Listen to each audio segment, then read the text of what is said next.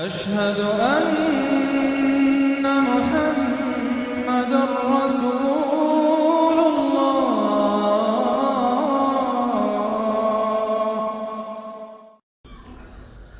أما بعد فأعوذ بالله من الشيطان الرجيم. بسم الله الرحمن الرحيم.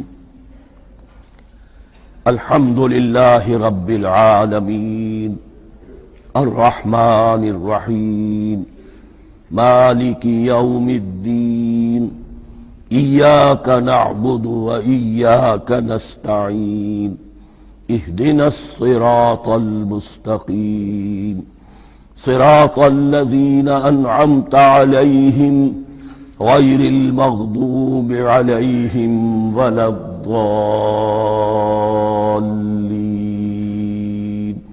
آمين. رب اشرح لي صدري ويسر لي أمري واحلل عقدة من لساني يفقهوا قولي. اللهم ربنا ألهمنا رشدنا وأعذنا من شرور أنفسنا. اللهم أرنا الحق حقا وارزقنا اتباعه وأرنا الباطل باطلا وارزقنا اجتنابه.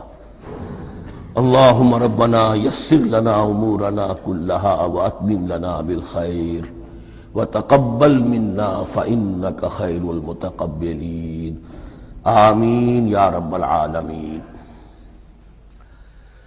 معزز حاضرین اور محترم خواتین، ہم اللہ کے نام سے اس سال کی نماز تراویح کے ساتھ دورہ ترجمہ قرآن کا آغاز کر رہے ہیں۔ اس سے پہلے میں عرض کر چکا ہوں کہ اب میری عمر بھی کافی ہو چکی ہے، قمری حساب سے 68 برس مکمل ہو چکے ہیں، اور مختلف قسم کے عوارض بھی مجھے لاحق ہیں، اور بہت سے احباب نے اور رفقاء نے مشورہ دیا تھا کہ میں اتنا بڑا بوجھ اپنے ذمے نہ لوں، لیکن میں نے خالصتاً توکلاً علی اللہ اس کی ہمت کی، اس کا ارادہ کیا، اس کے لیے اہتمام بھی خصوصاً ہوا ہے۔ مجھے اندازہ ہے کہ اب میرے خیالات کی جو رو ہے وہ اب اتنی تیز نہیں ہے جتنی کبھی ہوا کرتی تھی۔ کراس ریفرنسز بھی جو ہیں قرآن حکیم کے وہ اتنے مستحضر نہیں ہیں جتنے کبھی ہوتے تھے، بلکہ واقعہ یہ ہے کہ میری زبان بھی بعض اوقات لڑکھڑاتی ہے، اس لیے کہ مجھے جو ادویات استعمال کرنی پڑتی ہیں ان کا اعصاب پر بھی اثر ہوتا ہے، اور جو ہمارے اعضائے رئیسہ ہیں ان پر بھی اثر ہوتا ہے۔ بہرحال ان سب کے علی الرغم اللہ کا نام لے کر آغاز کر رہے ہیں۔ میری انتہائی نگارش یہی ہے، تیرے نام سے ابتدا کر رہا ہوں۔ ابھی میں نے سورہ فاتحہ کی تلاوت کی اور آپ نے سماعت فرمائی۔ یہ سورہ مبارکہ مصحف کے اعتبار سے تو پہلی سورت ہے ہی، سب کو معلوم ہے، لیکن یہ بھی نوٹ کر لیجئے کہ یہ نزول کے اعتبار سے بھی سب سے پہلی مکمل سورت جو حضور پر نازل ہوئی وہ یہی ہے۔ اس سے قبل متفرق آیات نازل ہوئیں، 5 آیتیں سورہ علق کے آغاز میں، کچھ آیتیں سورہ قلم یا سورہ نون کے آغاز میں، کچھ آیتیں سورہ مزمل کی ابتدا کی، کچھ آیتیں سورہ مدثر کے آغاز کی۔ 5ویں وحی تقریباً اس پر اجماع ہے کہ یہ سورۃ الفاتحہ کی ہے، اور یہ مکمل سورت ہے جو حضور پر نازل ہوئی۔ سورۃ الفاتحہ کے معنی ہوئے افتتاحی سورت، فتح یفتح کے معنی ہے کھولنا، مفتاح کنجی کو کہتے ہیں، چابی کو۔ تو یہ اوپننگ سورہ آف دی قرآن، قرآن حکیم کی افتتاحی سورت۔ ویسے جیسا کہ میں تعارف قرآن کے ضمن میں عرض کر چکا ہوں، عربوں کا یہ مزاج تھا کہ جس چیز سے انہیں خصوصی محبت ہوتی تھی اس کے بہت سے نام رکھتے تھے۔ اس کے بھی بہت سے نام ہیں۔ سورۃ الفاتحہ سب سے عام ہے، لیکن الکافیہ، الشافیہ، ام القرآن، اساس القرآن، کم سے کم یہ 4 نام تو میں سمجھتا ہوں کہ ہر مسلمان کو مزید معلوم ہونے چاہیے، اور بھی بہت سے نام ہیں۔ اس سورہ مبارکہ کی بالاتفاق و بالاجماع 7 آیتیں ہیں، اگرچہ ان کی ترتیب میں کچھ اختلاف ہے۔ ایک رائے، یہ رائے امام شافعی کی بھی ہے، اور بصرہ کے جو قراء تھے ان کی بھی ہے کہ آیت بسم اللہ بھی سورہ فاتحہ میں شامل ہے، اس کا جز ہے، وہ اس کو شامل کر کے پھر 7 آیتیں بناتے ہیں، تو آخری جنہیں ہم 2 آیتیں سمجھتے ہیں، صراط الذین انعمت علیہم غیر المغضوب علیہم ولا الضالین، وہ ان کے نزدیک ایک آیت ہے۔ تو گویا کہ نتیجہ یہ نکلا کہ آیتوں کی تعداد 7 ہی رہتی ہے۔ امام ابو حنیفہ رحمۃ اللہ علیہ کا موقف اور کوفے کے جو قراء تھے ان کا بھی موقف یہ ہے کہ آیت بسم اللہ نہ سورہ فاتحہ کا جز ہے نہ کسی اور سورت کا جز ہے، سوائے ایک مقام پر جہاں حضرت سلیمان علیہ السلام کا خط جو ہے نقل ہوا ہے، جنہوں نے ملکہ سبا کو لکھا تھا انہ من سلیمان و انہ بسم اللہ الرحمن الرحیم، تو قرآن کے متن میں صرف اسی جگہ پر یہ آیت شامل سمجھتے ہیں، باقی یہ صرف علامت کے طور پر کہ یہاں سے ایک نئی سورت شروع ہو رہی ہے درج کی گئی ہے۔ اس سورہ مبارکہ کو الصلاح قرار دیا گیا ایک حدیث میں، اس کا جو اسلوب ہے وہ دعا کا ہے، اور دعا کے ساتھ اس کی جو مناسبت ہے اور پھر اسی کی وجہ سے ہماری نماز کا یہ جزو لا ینفک بنا دیا گیا، بلکہ ایک حدیث جو میں آپ کو سناؤں گا اس میں اسی کو نماز قرار دیا گیا، الصلاح یہی ہے۔ ویسے وہ حدیث مبارک موجود ہے من لم یقرأ بفاتحۃ الکتاب لا صلاۃ لمن لم یقرأ بفاتحۃ الکتاب، جو شخص سورہ فاتحہ کی تلاوت نہیں کرتا اس کی کوئی نماز نہیں۔ اس کے حوالے سے بھی ہمارے ہاں 2 مسلک ہیں، ذکر صرف اس لیے کر رہا ہوں کہ آپ کے علم میں ہو، ان میں کوئی بنیادی فرق نہیں ہے، کسی بھی ایک رائے کا انسان قائل اور حامل ہو سکتا ہے بغیر اس کے کہ دوسرے کو بالکل غلط قرار دے، بلکہ یہ کہ اس کے لیے بھی گنجائش اپنے ذہن میں اور اپنے دل میں رکھے۔ تو ایک رائے یہ ہے کہ یہ میں کیا عرض کر رہا تھا، کوئی بھول گیا ہوں۔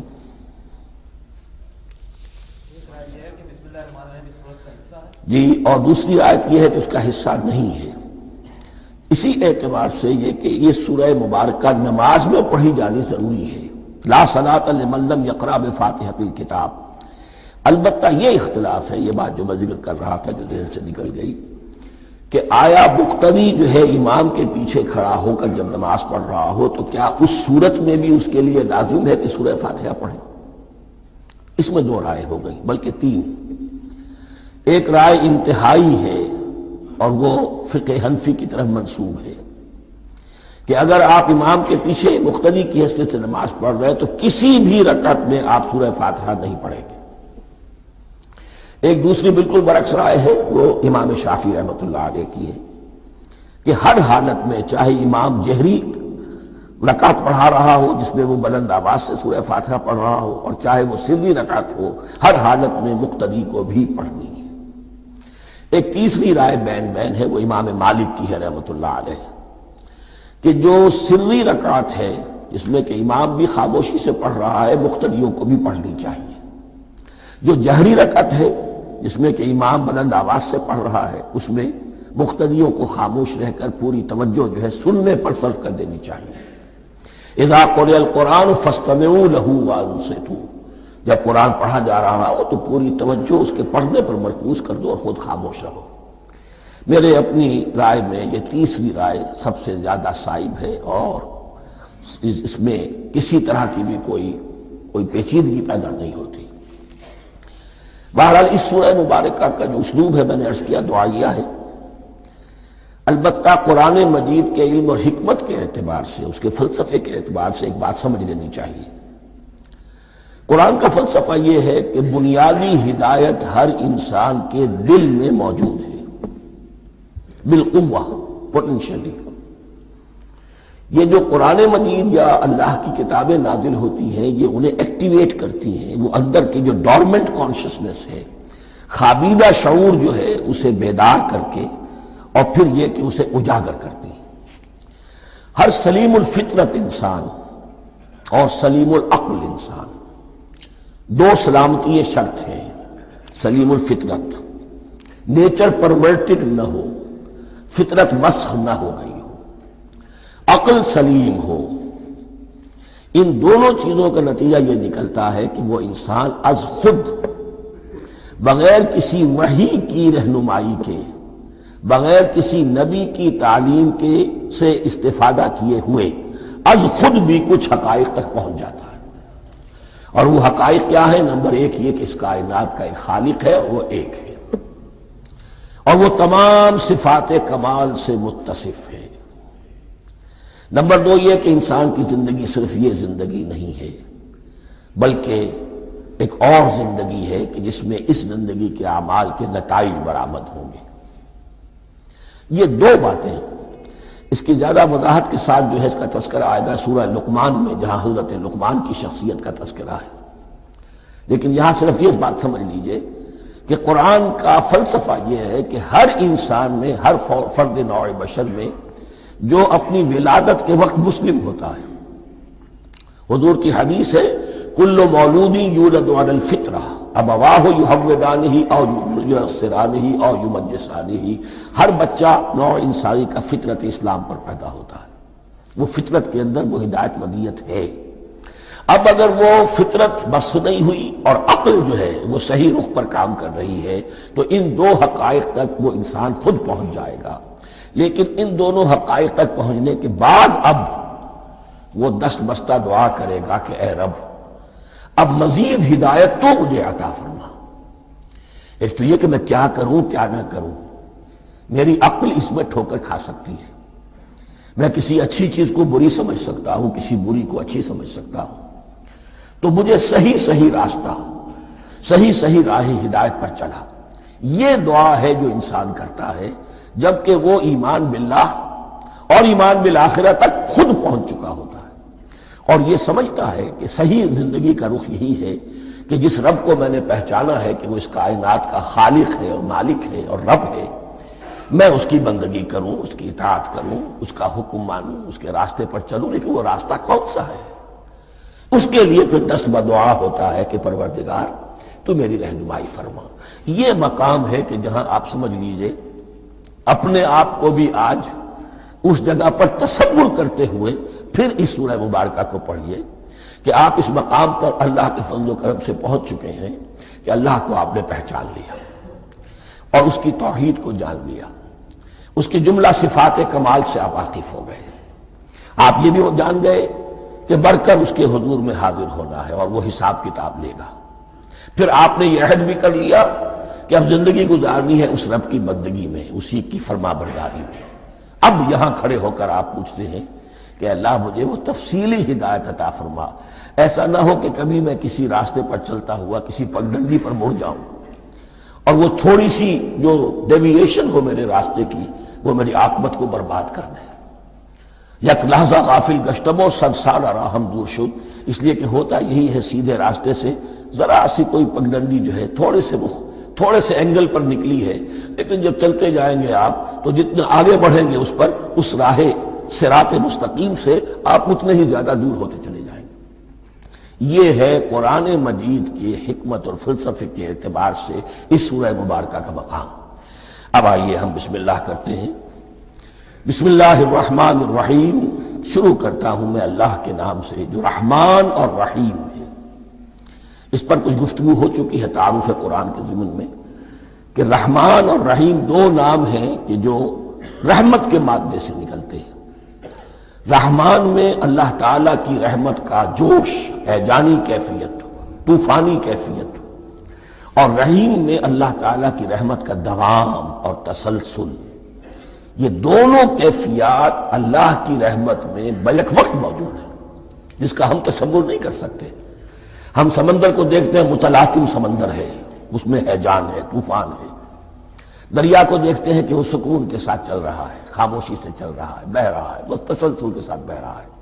ہم ان دونوں کیفیات کو علیحدہ علیحدہ دیکھتے ہیں تو ہمارا ذہن ان دونوں کو بیک وقت اس کا تصور نہیں کر سکتا، تخیل ممکن نہیں۔ لیکن اللہ کی رحمت کی یہ دونوں شانیں مستقلاً ہر وقت موجود ہیں، بیک وقت، اسی لیے ان دونوں کے درمیان کہیں حرف عطف نہیں آئے گا۔ بسم اللہ الرحمن الرحیم، الحمدللہ رب العالمین۔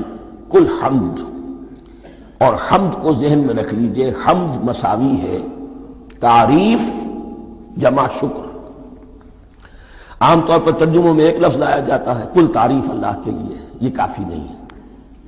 تعریف آپ کسی شے کی کر سکتے ہیں جس میں کوئی حسن ہے، خوبی ہے، کسی بھی اعتبار سے، خواہ آپ کو اس کے حسن و خوبی سے کوئی فائدہ حاصل نہیں ہو رہا۔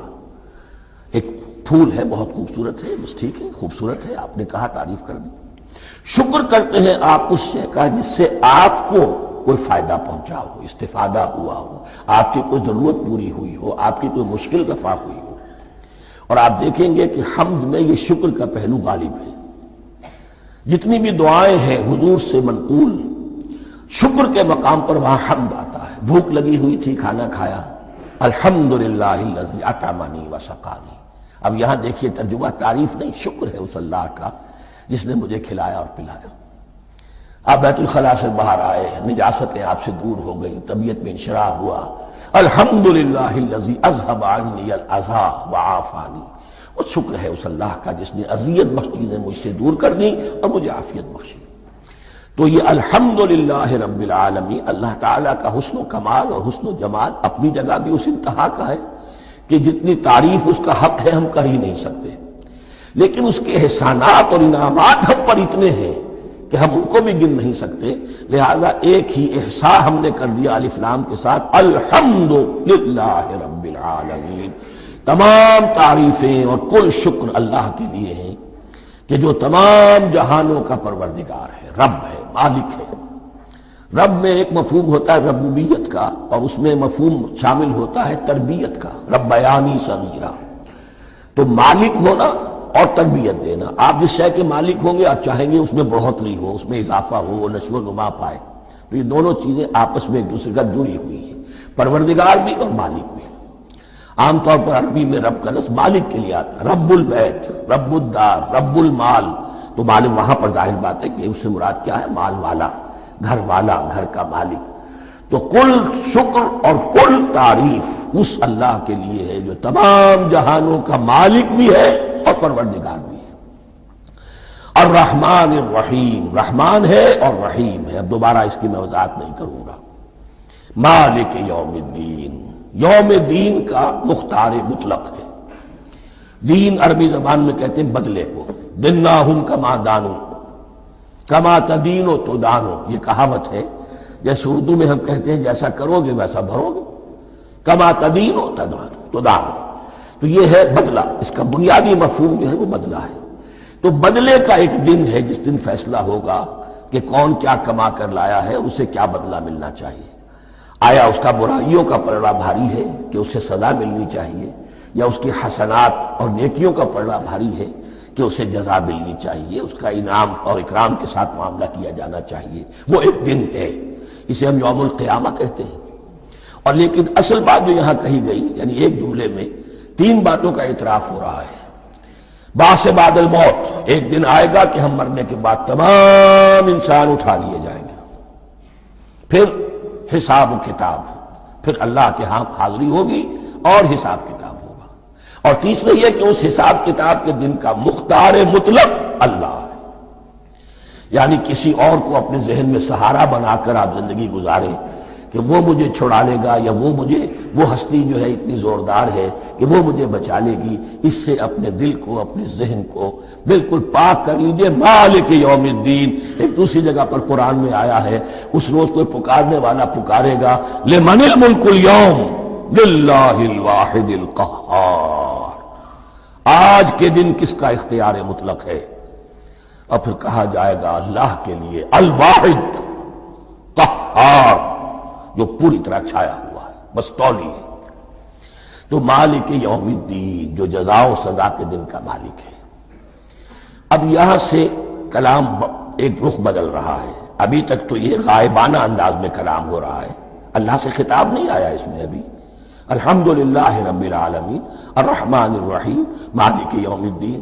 اب خطاب ہے، ایاک نعبد و ایاک نستعین، ہم صرف تیری ہی بندگی کرتے ہیں اور کریں گے، اور ہم صرف تجھ ہی سے مدد مانگتے ہیں اور مانگیں گے۔ یہ ترجمہ میں کیوں کر رہا ہوں کہ یہ فعل مضارع ہے۔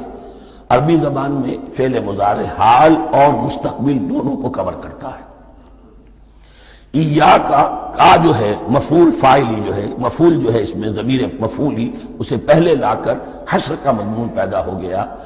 ہم تیری بندگی کرتے ہیں نہیں، ہم تیری ہی بندگی کرتے ہیں اور کریں گے۔ حال میں ترجمہ کیجئے تو یہ اظہار حال ہے، اور مستقبل میں ترجمہ کیجئے تو یہ ایک عہد ہے، قول و قرار ہے، بہت بڑا معاہدہ ہے۔ وَإِيَّاكَ نَسْتَعِينُ، اور صرف تجھ ہی سے مدد مانگتے ہیں اور مانگیں گے۔ اس میں بھی حال کا ترجمہ اظہار حال، اللہ کرے کہ واقعی ہمارا حال وہی ہو، جب ہم یہ الفاظ کہتے ہیں تو واقعتاً ہم اس پر پورے اتر رہے ہوں کہ اسی کی بندگی کر رہے ہوں اور اسی سے ساری استعانت اور استمداد کر رہے ہیں۔ جہاں تک مستقبل کا تعلق ہے وہ پھر ایک عہد ہے، اہدنا الصراط المستقیم، یہ مقام وہ آ گیا کہ یہاں تک تو اے پروردگار ہم پہنچ گئے، تیرے فضل سے، تیرے کرم سے۔ فطرت سلیمہ بھی تیری عطا کردہ تھی، عقل سلیم بھی تیری ودیعت کردہ تھی، ان دونوں کی روشنی سے ہم یہاں تک تو پہنچ گئے۔ اب ہماری جو ضرورت ہے، احتیاج ہے، وہ کیا ہے؟ اہدنا الصراط المستقیم، ہدایت بخش ہمیں سیدھے راستے کی۔ یہاں دو باتیں سمجھ لیجئے، انفرادی سطح پر انسان کے لیے نہ معلوم کتنے مرحلے آتے ہیں ہر روز کہ جس میں وہ ایک ٹھٹک کر کھڑا ہو جاتا ہے، یہ کروں یا یہ کروں، دو آلٹرنیٹو سامنے آ رہے ہیں، فیصلہ کرنا مشکل ہو رہا ہے، قدم قدم پر ہدایت کی ضرورت ہے۔ اور اجتماعی طور پر نوع انسانی تین بڑے بڑے تمدنی مسائل میں واقعہ یہ ہے کہ تسلیم کر لیا جانا چاہیے کہ عقل انسانی اس کو راستہ نہیں دکھا سکتی۔ عام معاشرتی سطح پر مرد اور عورت کے درمیان حقوق اور اختیارات کا کیا توازن ہو، ناممکن ہے، انسان طے نہیں کر سکتا۔ انسان یا مرد ہے یا عورت ہے، عورت سوچے گی اپنے لحاظ، اپنے جذبات کا، اپنے خیالات کا لحاظ رکھے گی، مرد کے جذبات و احساسات کا اسے اس کا کوئی تصور ہی ممکن نہیں۔ مرد سوچے گا اسے اپنے احساسات معلوم ہے، لیکن یہ کہ عورت کے احساسات سے وہ نابلد ہے، ان کو محسوس کر ہی نہیں سکتا، لا محالہ وہ اپنے بارے میں وہ جو بھی نظام بنائے گا اس میں وہ اپنی بالادستی رکھے گا۔ وہ تو ایک ہی ہستی ہو سکتی ہے کہ جو دونوں کی خالق ہے، مرد کی بھی عورت کی بھی، اور اس کو دونوں سے محبت ہے، دونوں کا خیر خواہ ہے، دونوں کا رب ہے، دونوں کو پروان چڑھانا چاہتا ہے۔ اسی طرح فرد اور معاشرہ یا ریاست، حکومت اور ریاست ہمیشہ یہ چاہتی ہے کہ سارے اختیارات ہمارے ہاتھ میں آ جائیں، ٹوٹلیٹیرین سوسائٹی ہو، بس ہم حکم دیں اور لوگ اس پر چلیں۔ افراد یہ چاہتے نہیں، ہمیں آزادی ہونی چاہیے۔ اب آپ دیکھیے کہ دنیا میں کتنے جھگڑے چلتے ہیں اسی پر، فریڈم فریڈم فریڈم۔ وہ فریڈم واقعتاً اپنی جگہ پر ایک شے ہے، افراد کی آزادی ہونی چاہیے، لیکن افراد کی آزادی اتنی نہ ہو جائے کہ وہ مادر پدر آزاد ہو جائے، کوئی قانون، کوئی قاعدہ، کوئی اخلاقی کوئی حدود اور قیود جو ہے ان کا پابند نہ رہے۔ تو اب کہاں ہے وہ نقطہ اعتدال کہ جس میں انسان کی انفرادی آزادی، انفرادی اختیار اور ادھر اجتماعی مصلحتیں جو ہیں ان کو بیلنس کیا جا سکے؟ انسان طے نہیں کر سکتا، صرف اللہ ہی اس کے لیے نظام دے سکتا ہے۔ تیسرا مسئلہ ہے سرمایہ اور محنت، اس میں کیا توازن ہو؟ سرمایہ اور محنت دونوں مل کر کچھ بنا رہے ہیں، کچھ پروڈیوس کر رہے ہیں۔ اب اس میں نفع جو ہوا ہے اس میں سرمایہ کا کتنا حصہ ہونا چاہیے اور لیبر کا کتنا ہونا چاہیے، کون طے کر سکتا؟ اس کے لیے بھی کہ ایسا نہ ہو کہ سرمایہ داری جو ہے آکاش بیل بن کر پورے معاشرے پر چھا جائے، اور غریب بیچارہ، مزدور بیچارہ، کاشتکار بیچارہ وہ گویا کہ چکی کے دو پارٹوں میں پس کر رہ جائے، اس کی کوئی حیثیت نہ رہ جائے۔ لیکن یہ کہ دوسری طرف اگر یہ کہ مزدور کا جو حق ہے اس سے زیادہ اس کو دے دیا جائے تو سرمایہ جو ہے وہ سکڑ جائے گا، شائی ہو جائے گا، وہ پھر میدان میں نہیں آئے گا۔ کیا کیا جائے؟ کون سا نقطہ عدل و اعتدال ہے؟ یہ تین مسائل ایسے ہیں، اہدنا الصراط المستقیم۔ تو یوں سمجھیے کہ ایک جو بنیادی ہدایت تھی، ایک اللہ کو پہچان لینا، یہ جان لینا کہ کل حسن و جمال اور تمام انعام و اکرام کا منبع اس کی ذات ہے، وہ رحمان ہے اور رحیم ہے، اور یہ جان لینا کہ مرنے کے بعد جی اٹھنا ہے، حساب کتاب ہے، فیصلہ ہوگا جزا و سزا کا، اور مختار مطلق اس دن کا اللہ ہے۔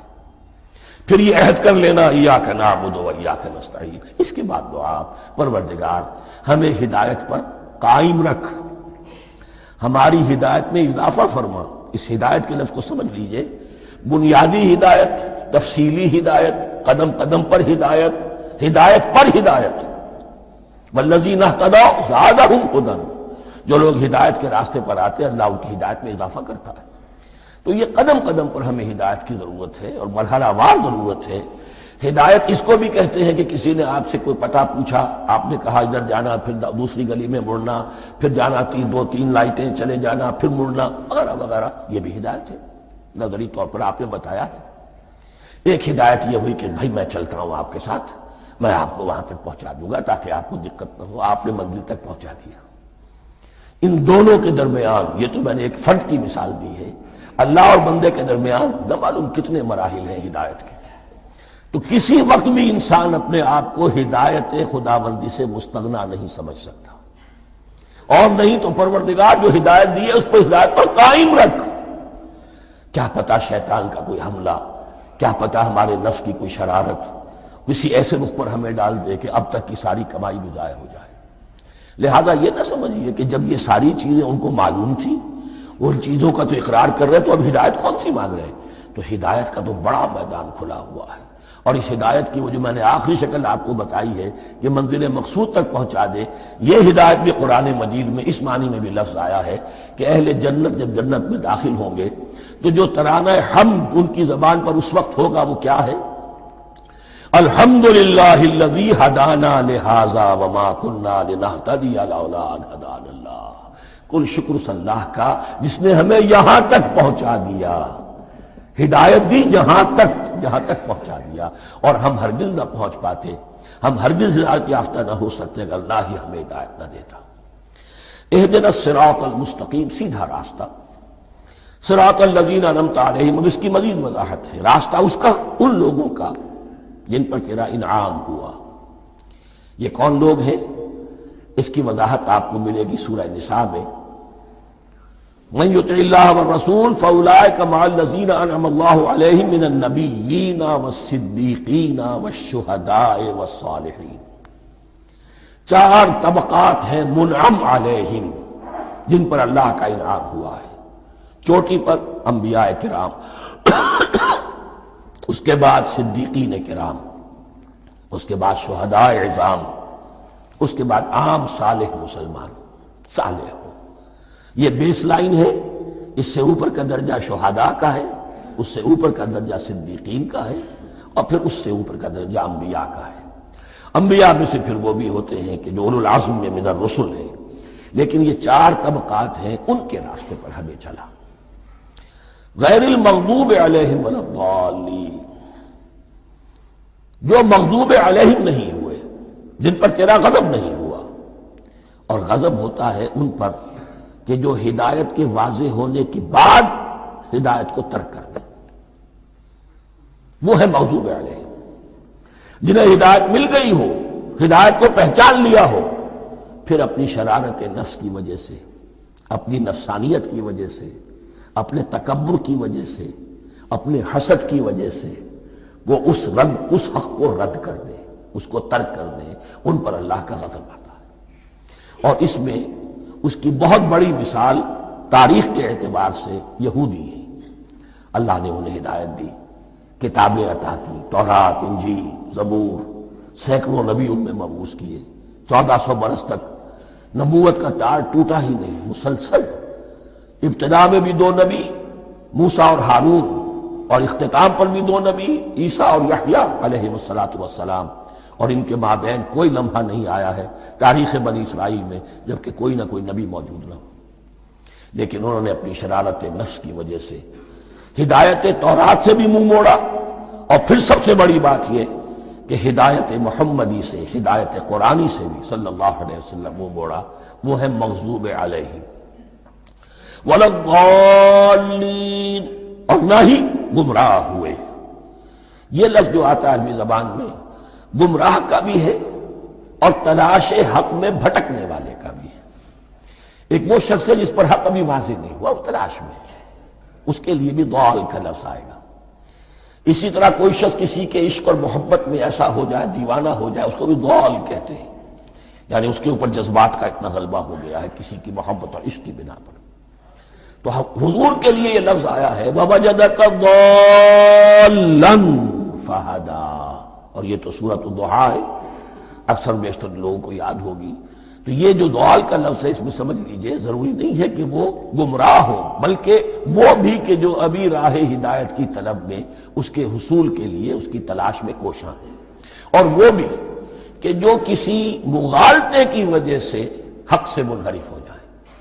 یہ بھی جان لیجئے کہ ایک ہے بدنیتی، تکبر، حسد، حق کو جان کر پہچان کر رد کر دینا یا چھوڑ دینا یا ترک کر دینا، ایک ہے کسی غلطی میں، کسی جذبات کے اندر آ کر، کسی غلو کے اندر مبتلا ہو کر اور حق سے منحرف ہو جانا۔ اس کی جو سب سے بڑی مثال ہے وہ نصارہ ہے، عیسائی ہے۔ حضرت مسیح کو انہوں نے مانا لیکن غلو کیا، یہ لفظ آئے گا آگے، لا تغلو فی دینکم، اپنے دین میں غلو نہ کرو۔ جیسے ہمارے ہاں بھی بعض لوگ ہیں جو حضور صلی اللہ علیہ وسلم کی تعریف میں، حضور صلی اللہ علیہ وسلم کے ساتھ اپنی محبت کے اظہار میں غلو کر جاتے ہیں۔ یہ انتہا درجے کو ہو گیا تھا حضرت مسیح علیہ السلام کے ماننے والوں میں، اور اس کی بنا پر انہوں نے تثلیث کا عقیدہ ایجاد کر لیا اور حضرت مسیح علیہ السلام کو اللہ کا بیٹا بنا دیا۔ تو اس کی سب سے بڑی مثال ضالین کی اس اعتبار سے کہ ہدایت پانے کے بعد کسی بدنیتی سے نہیں بلکہ کسی اچھے جذبے میں غلو کی وجہ سے، رسول سے محبت کرنا تو اچھا جذبہ ہے لیکن یہ محبت بھی ایک حد میں رہنی چاہیے۔ غلو کرے گی تو ظاہر بات ہے کہ اس کے بعد وہ گمراہی کی طرف لے جائے گی۔ یہ ہے اس سورہ مبارکہ کا ترجمہ، اور اس کے بعد آخر میں آمین کہنا یہ مسنون بھی ہے، کہنا چاہیے۔ البتہ اختلاف یہاں بھی صرف اتنا ہے کہ نماز میں جب آپ امام کے ساتھ ہیں، وہ اگر جہری قرات کر رہا ہے تو آیا اس کے بعد آپ کو بھی بالجہر کہنا ہے آمین یا نہیں کہنا، یہ اختلاف ہے، ان میں کوئی فرق واقع نہیں ہوتا۔ یہ چیز متفق علیہ کہ کہنا ہے آمین، بلکہ یہ آمین تو یہودیوں میں ہے، یہ آمین جو ہے یہ عیسائیوں میں بھی ہے۔ ان کی بھی جو پریئر، لارڈس پریئر ہے، اس کے بعد آمین، وہ آمین کہتے ہیں، وہ فرق، وہ لفظ ایک ہی ہے۔ اس لیے کہ عبرانی زبان اور عربی زبان، یا تو ہم یہ کہہ سکتے ہیں کہ دونوں بہنیں ہیں، کوئی ایک مشترک زبان تھی ان کی ماں جس کی یہ دو بیٹیاں ہیں، اور یا یہ کہنا پڑے گا کہ عربی زبان کی ماں جو ہے وہ عبرانی زبان ہے۔ بہرحال بڑا قریبی رشتہ عربی کا اور عبرانی کا ہے، اس اعتبار سے وہ آمین۔ اب آپ کو معلوم ہے ہم السلام علیکم وہ کہتے ہیں، وہ سلام کہتے ہیں، فرق کیا ہے؟ وہ تو تلفظ کا فرق ہے۔ اسی طریقے سے اور بہت سے الفاظ ہیں، میں بعد میں بتا۔ اب میں اس سورہ مبارکہ کے بارے میں خاص حدیث آپ کو سنانا چاہتا ہوں، اور اسی سے در حقیقت جو امام ابو حنیفہ کا موقف ہے رحمۃ اللہ علیہ، اس کی حقانیت مزید مبرہن ہو جائے گی۔ یعنی کیا کہ آیت بسم اللہ سورہ فاتحہ کا جز نہیں ہے، سورہ فاتحہ الحمدللہ رب العالمین سے شروع ہوتی ہے۔ وہ میں آپ کو بتانا بھول گیا کہ جن کے نزدیک یہ سورت کا جز ہے وہ پھر جہری قرات میں بسم اللہ الرحمن بھی بلند آواز سے کہیں گے، اور جن کے نزدیک یہ سورہ فاتحہ کا جز نہیں ہے وہ نہیں کہیں گے، وہ الحمدللہ رب العالمین سے قرات کریں گے۔ تو کوئی فرق نہیں ہے بنیادی۔ یہ حدیث جو ہے یہ مسلم شریف میں ہے اور حدیث قدسی ہے۔ اس کے راوی حضرت ابو ہریرہ ہے رضی اللہ تعالی عنہ، اور اس حدیث نے اس سورت کے مضامین کا نہایت عمدہ تجزیہ کر دیا ہے۔ حدیث کے الفاظ سن لیجئے، قسمت الصلاۃ بینی و بین عبدی نصفین۔ اللہ تعالیٰ فرما رہے ہیں، حدیث قدسی ہے، میں نے نماز کو، صلاۃ کو اپنے اور اپنے بندے کے درمیان آدھا آدھا تقسیم کر لیا۔ فنصفها لی ونصفها لعبدی، اس کا نصف جو ہے وہ میرے لیے ہے اور نصف جو ہے وہ میرے بندے کے لیے ہے۔ ولعبدی ما سأل، اور جو میرے بندے نے مانگا میں اسے دوں گا، میرا وعدہ ہے یا میں نے اسے دیا۔ اس کے بعد اس کی تفصیل آتی ہے، اذا قال العبد، جب بندہ کہتا ہے الحمدللہ رب العالمین، قال اللہ حمدنی عبدی، جب بندہ کہتا ہے الحمدللہ رب العالمین، اللہ فرماتا ہے میرے بندے نے میری حمد کی۔ وَإِذَا قَالَ الرَّحْمَٰنِ الرَّحِيمِ قَالَ اللَّهُ اثْنَىٰ عَلَيَّ عَبْدِي، جب بندہ کہتا ہے الرحمن الرحیم، اللہ فرماتا ہے میرے بندے نے میری ثنا کی۔ وَإِذَا قَالَ مَالِكِ يَوْمِ الدِّينِ قَالَ اللَّهُ تَعَالَىٰ مَجَّدَنِي عَبْدِي، میرے بندے نے میری تمجید بیان کی، میری بزرگی بیان کی۔ اب یہ تین آیتیں ہو گئیں، تینوں میں اللہ کی حمد ہے، ثنا ہے، تمجید ہے. یہ تین آیتیں خالص اللہ کے لیے ہو گئیں. اب چوتھی آیت آئی، ایاک نعبد و ایاک نستعین.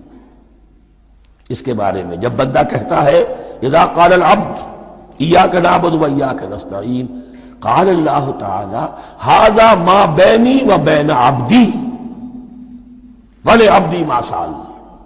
یہ میرے اور میرے بندے کے درمیان ہے. یہ تو یوں سمجھیے کہ یہ گرا لگ گئی ہے میرے اور میرے بندے کے مابین. اس نے مجھ سے قول و قرار کیا ہے، اس نے میری بندگی کا اعتراف کیا ہے، اس نے تسلیم کیا ہے کہ میری ہی بندگی کرتا ہے اور کرے گا، اور مجھ سے مدد چاہیے ہے. ھذا ما بینی و بین عبدی، یہ معاہدہ ہے. معاہدہ دو فریقوں کے مابین ہوتا، یہ میرے اور میرے بندے کے مابین ہے. وَلِعَبْدِي مَا سَأَلَ، اور میں نے اپنے بندے کو دیا جو اس نے مانگا. وہ میری مدد چاہتا ہے، میری مدد اس کے شامل حال رہے گی. فَإِذَا قَالَ، اور جب بندہ کہتا ہے اهْدِنَا الصِّرَاطَ الْمُسْتَقِيمَ صِرَاطَ الَّذِينَ أَنْعَمْتَ عَلَيْهِمْ غَيْرِ الْمَغْضُوبِ عَلَيْهِمْ وَلَا الضَّالِّينَ، قال اللہ تعالی ھذا لعبدی ولعبدی ما سأل. یہ تین آیتیں یہ میرے بندے کے لیے. اهدنا الصراط المستقیم، اسی صراط مستقیم کی وضاحت ہے مثبت. صراط الذین انعمت علیہم، اسی صراط المستقیم کی وضاحت ہے منفی انداز میں غیر المغضوب علیہم ولا الضالین. یہ سب میرے بندے کے لیے ہے اور میں نے اپنے بندے کو دیا جو اس نے مانگا. اس کو میں نے ایک مرتبہ یہ ترازو کی شکل میں اس کو لکھوایا تھا. دیکھیے یہ ایاک نعبد و ایاک نستعین، یہ ہے وہ ترازی کی وہ ڈنڈ. واو جو ہے ایاک نعبد و ایاک نستعین، واو جو ہے گویا کہ وہ مٹھ ہے جس سے کہ ترازو کو پکڑا جاتا ہے. ادھر ایک پلڑا ہے جس کی تین آیتیں ہیں، الحمدللہ رب العالمین الرحمن الرحیم مالک یوم الدین. اس کا نتیجہ کیا نکلا؟ ایاک نعبد. آپ نے شاید یہ سنا بھی ہو، ایک بہت ہی عمدہ قرات کا جو ریکارڈ ہے قاری عبدالباسط عبدالصمد کا، وہ یہیں سے چل کر سورہ فاتحہ کی قرات کر کے ایاک نعبد پر آ کر رکتا ہے. الحمدللہ رب العالمین الرحمن الرحیم مالک یوم الدین ایاک نعبد. گویا کہ یہاں یہ صورت بالکل ہاف ہو گئی ہے. تین آیتوں میں اللہ کی حمد ہے، ثنا ہے، تمجید ہے، جس کا نتیجہ ہم تیری ہی بندگی کرتے ہیں، تیری ہی اطاعت کریں گے.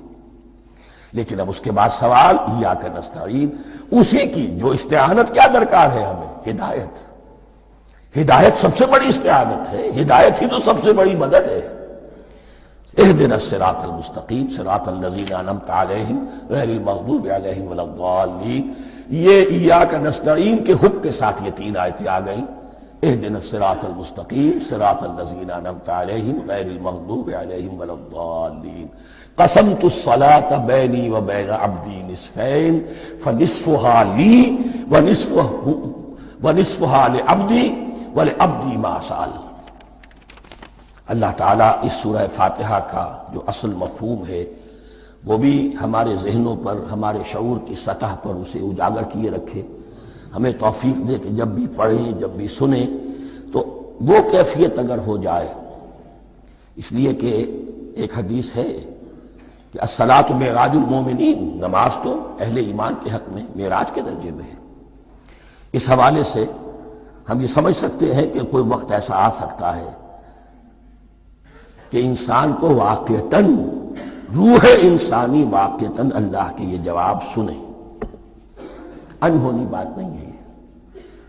ہوتا ہے خطاب آخر، اٹھتا ہے حجاب آخر، کرتے ہیں خطاب آخر. یہ تو ہوتا ہے. مخاطبہ الہی ہے تو میں نے عرض کیا کہ ثابت ہے. مخاطبہ، محادث اور تحدیث اللہ بندوں سے کلام کرتا ہے.